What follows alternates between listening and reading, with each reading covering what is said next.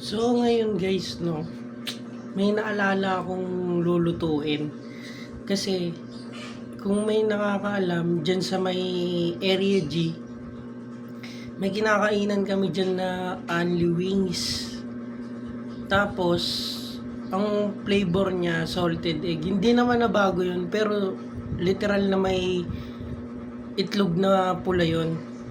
Kaya ngayon, mag-experiment tayo. Ang lulutuin ko naman, salted egg, pero isda naman yung gagamitin natin, bangus na boneless. Tsaka alam ko meron nang gumagawa nun kasi meron na sa may nag may nagluto na nun para sa akin. Shoutouts kung sino man yung, kung alam mo kung sino yun. Kung alam mo ikaw na yun. Yun, pag napanood niya to,